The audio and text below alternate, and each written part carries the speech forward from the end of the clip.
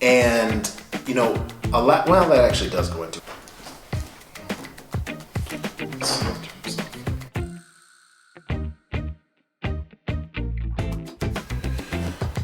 So today I wanted to talk about a few things five things. You know how much I love my lists. Children are really looking forward to this break. Restart.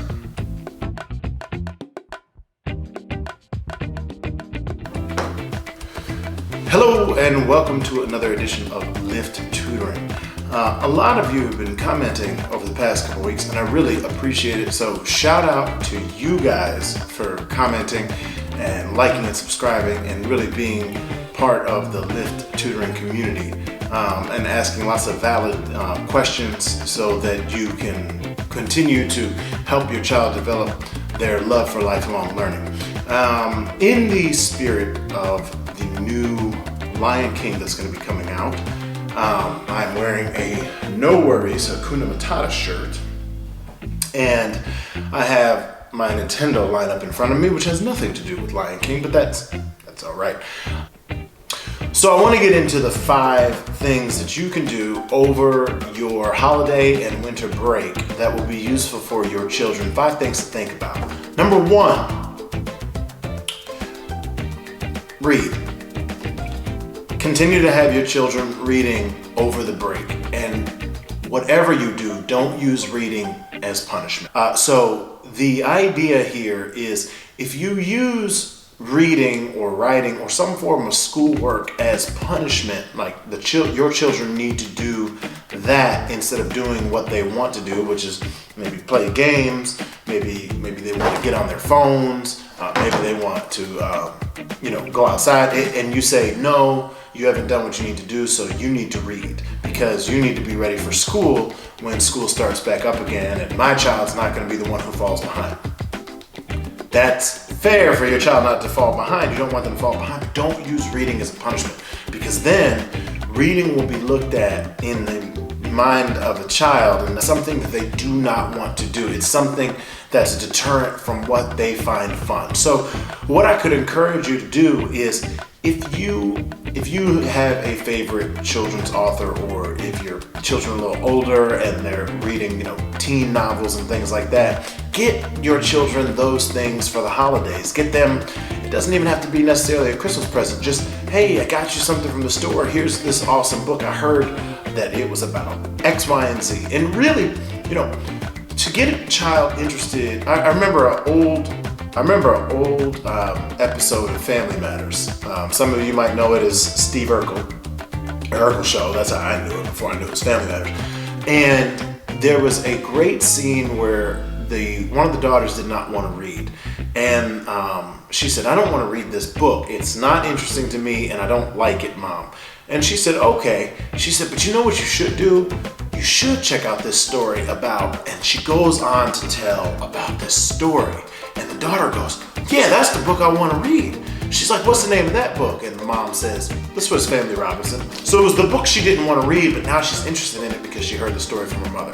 So if you buy your child a book, be the trailer that your child sees for the book. Like, don't just buy it for them and say, hey, read this. You're supposed to read it so you can get better with academics. Say, I got you this wonderful book. It's about da-da-da-da-da. And just go right into it, right? Okay, so don't use reading as punishment. Number 2, they will change over the break. They will change, especially the younger children. They'll change physically. They'll be getting a little taller. Their, facial structure. I've seen children that in preschool, their face structure looked a little bit more, innocent and younger and cute. And then when they came back from break, it was almost like they're just growing up, like their face got more mature. It was crazy, and it's only 3 weeks.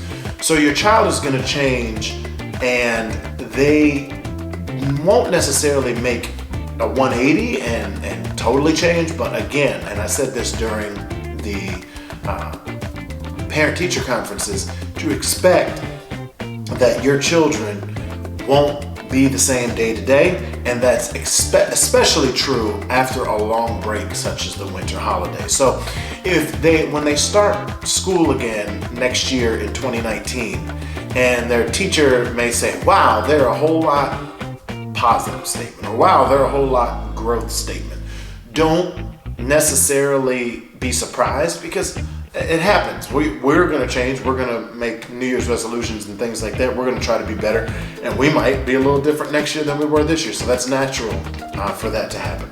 Number 3, they might, as third quarter comes up, because second quarter is not over for most schools that I know. Second quarter is not over until around the end of January, beginning of February, I believe. So as we get into the third quarter, if your child has done great second quarter, or if they've done and they need to grow in second quarter, expect that third quarter, especially in the K through 2 realm, more is going to be expected of them in third quarter. And just as each quarter progresses, understand that if they have mastery in one particular area, or developing in one particular area, and they go down the next quarter, it doesn't mean that they've gone down in their academics. It means that the standards that are being measured for that quarter have increased. And if they go down, that means maybe they didn't meet that standard that quarter. It doesn't mean that you can't look at it as they had an A in the middle of first quarter and then they went down to a B. That would be something like, okay, they went down based on the standards. You have to look at it as, okay, we're done with this quarter, we're moving into a new quarter. Much is given, much is required. So they've already had 2 quarters under their belt, and now they're going into the third quarter. There's going to be more expected of them. The standards are getting more rigorous. Number 4, stay focused as a parent, because in our minds, I know as a teacher, as a student, I've always thought of the winter break as like the halfway point. It's not. There is still this uphill climb. We are not in our downward slope yet. Because if you think about it, because third quarter doesn't start until the end of January, beginning of February, we're not into the actual halfway mark. So what you might be thinking is, oh man, okay, hard part's over, we got it, we can hit cruise control now. You can't hit cruise control.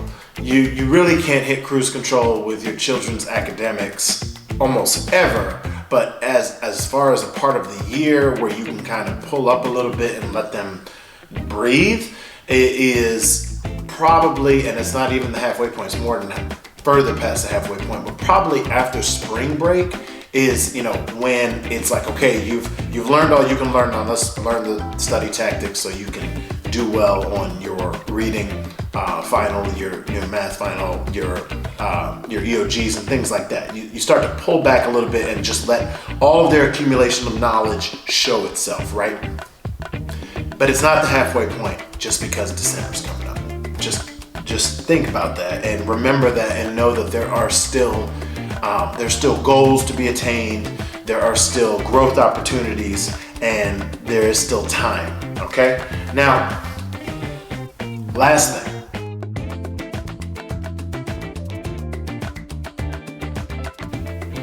Let your children be children over the break. I have been teaching for over 9 years. I have worked with children for over 15 years. And I'm telling you, you need to allow your children respite when it's called for, when it's time. This doesn't mean that they don't need to continue to grow. This doesn't mean that they can just do whatever they want for the next 3 weeks when break starts, or 2.5 weeks, however long your school has. What it does mean is that you should allow them to really breathe. It's okay to have a little bit of extra fun time. It's okay to, do more kid things. It's okay to take a break with the understanding of the first 4 things that I told you.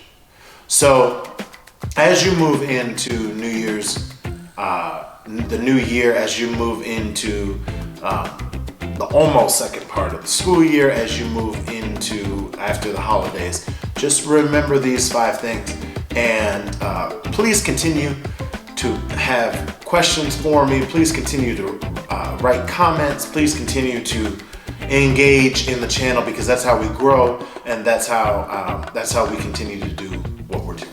So thank you so much. Always remember to like and subscribe. This video is brought to you by Estelle and Gustav.